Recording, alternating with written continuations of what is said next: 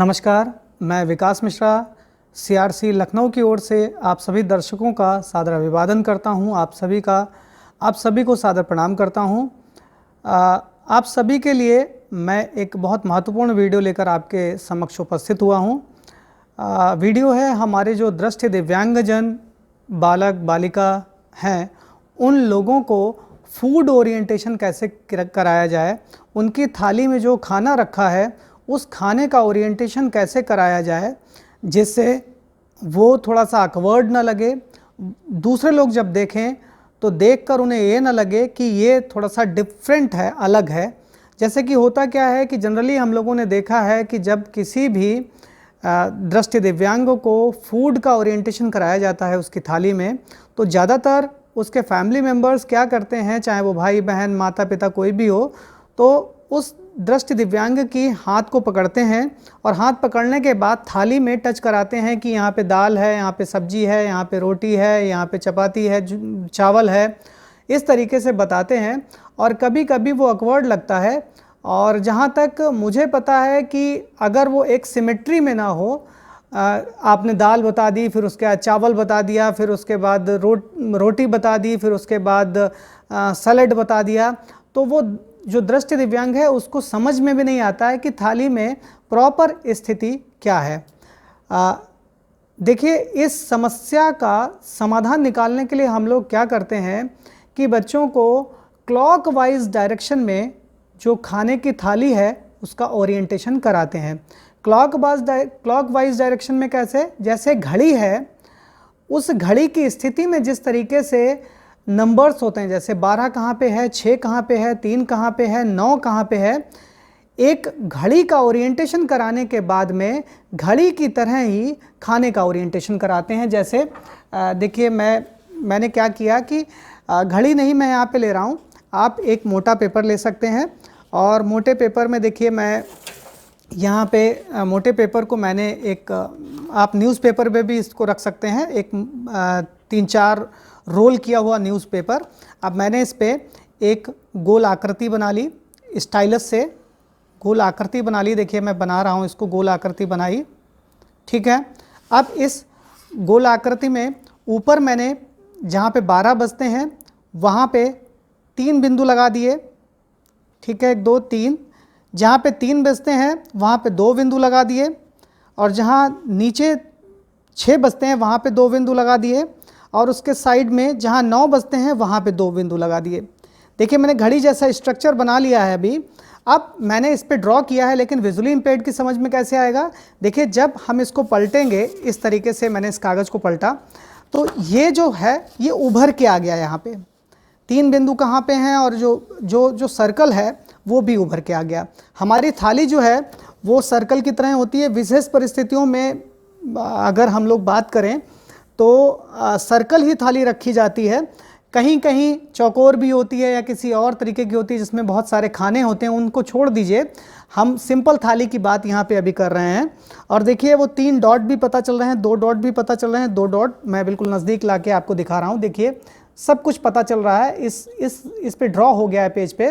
अब यहाँ से क्या होगा, बच्चा ओरिएंटेशन कर पाएगा। हम बच्चे को बोलेंगे ये जो गोल सर्कल है ये घड़ी है, इसमें जहाँ पे 3 बिंदु बने हैं वहाँ पे 12 बजते हैं, उसके ठीक नीचे जहाँ पे 2 बिंदु बने हैं वहाँ पे 6 बजते हैं, उसके साइड में राइट साइड में दाईं तरफ 2 बिंदु हैं वहाँ पे 3 बजते हैं और जहाँ बाईं तरफ 2 बिंदु बने हैं वहाँ पे 9 बजते हैं। अब बच्चा क्या होगा कि बच्चा घड़ी में जो नंबर का डायरेक्शन है उससे भली भांति परिचित हो जाएगा। घड़ी की पहचान करने के बाद थाली में किस तरीके से उसको अप्लाई करना है, किस तरीके से घड़ी के जो नंबर्स हैं उनको उनकी स्थिति से थाली में भोजन की स्थिति को बताना है, वो मैं बता रहा हूँ।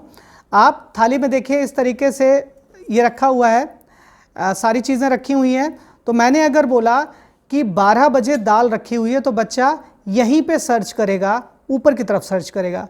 मैंने कहा कि 9 बजे सब्जी रखी हुई है तो बच्चा हमेशा लेफ़्ट में सर्च करेगा, क्योंकि उसे पता है घड़ी में 9 किस तरफ बजते हैं। मैंने कहा कि 3 बजे सैलेड रखा हुआ है तो वो इसी तरफ सर्च करेगा, राइट साइड में सर्च करेगा। मैंने कहा 6 बजे चपाती रखी है तो वो नीचे की तरफ सर्च करेगा। अगर यहाँ पे बच्चा, अगर आपने बोला कि 9 से 6 बजे के बीच में अचार रखा है, तो 9 से 6 के बीच में वो अचार को सर्च करेगा। उसको पता है कि सब्जी के पास ही नीचे की तरफ अचार रखा हुआ है। यहाँ पर ध्यान देने वाली बात यह है कि जब भी आप बच्चे को ये ओरिएंटेशन करा रहे हैं, तो इसी तरीके से जो उसको थाली सर्व कर रहा है, जो उसको थाली दे रहा है, इसी तरीके से उसको थाली लगानी चाहिए। इस तरीके से जब वो थाली लगाएगा तो क्या होगा कि उसको बच्चे का हाथ टच नहीं करवाना पड़ेगा, बल्कि ओरली वो बताएगा और बच्चा थाली में प्रॉपर ओरिएंटेशन कर पाएगा कि हमारी थाली में कौन सी चीज़ कहाँ पे रखी है। दूसरी चीज़, एक चीज़ मैं और आपको बताऊंगा कि उसको जब भी ग्लास रखना है, पानी का ग्लास रखना है, तो वो हमेशा लेफ़्ट साइड में रखना है, लेफ़्ट साइड में, ठीक है। क्योंकि राइट साइड से वो खाना खाएगा, राइट हैंड से खाना खाएगा। जब वो राइट हैंड से खाना खाएगा तो राइट हैंड गंदा हो जाएगा। तो ज़रूरी ये है कि लेफ़्ट हैंड में ग्लास रखा जाए, और जब भी बच्चा उस ग्लास को उठाए तो ग्लास को उठाने के लिए उसे ऊपर से हवा में हाथ नहीं चलाना है, बल्कि उसे हाथ को जो भी टेबल है उस पर स्लाइड करते हुए हाथ को ले जाना है, जिससे कि नीचे की साइड में हाथ लगे। क्यों? क्योंकि अभी देखिए ग्लास पानी भरा हुआ है और उसका सारा वेट उसकी नीचे की साइड में है, तली की साइड में है।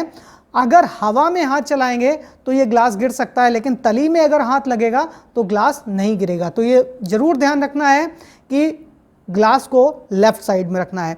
एक चीज़ और ध्यान रखनी है कि जब भी बच्चा या बड़ा कोई भी खाना खाए, तो अक्सर देखा गया है कि जब भी स्कूलों में मैंने ख़ास तौर पे देखा है कि बच्चों की पैंट पे कहीं दाल, कोई सब्जी पड़ी रहती है, तो जब भी वो खाना खा रहा है तो ध्यान रखे कि अपना हैंकी लेकर और अपने पैरों पे डाल ले, जिससे कि उसकी पैंट पर सब्जी ना गिरे।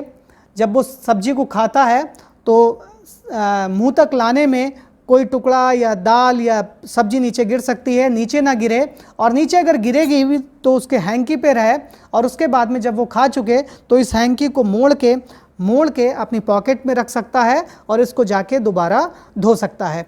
एक और बात आपको बताना चाहूँगा कि होता क्या है कि जब भी मैंने विजुअली इम्पेयर्ड को कभी कभी बहुत सारे लोगों को खाते हुए देखा है, तो होता क्या है कि जो उनका हैंड, जब वो खाना उठाते हैं और जो उनका सिर है उसका प्रॉपर कोऑर्डिनेशन नहीं होता। प्रॉपर कोऑर्डिनेशन में ना होने की वजह से या तो वो बहुत ज़्यादा नीचे सिर को कर लेते हैं इस तरीके से, और या तो सिर को बिल्कुल एक जगह पे ही रखते हैं, चम्मच को सिर के मुंह के पास लाने का प्रयास करते हैं। तो ये कोऑर्डिनेशन बहुत ज़रूरी है कि जब हम चम्मच को लाएं उसी टाइम हमारा चेहरा भी सामने आना चाहिए, जिससे कि ये प्रॉपर एक कोऑर्डिनेशन बने और थोड़ा सा जो अकवर्ड लगता है खाना खाने में वो ना लगे।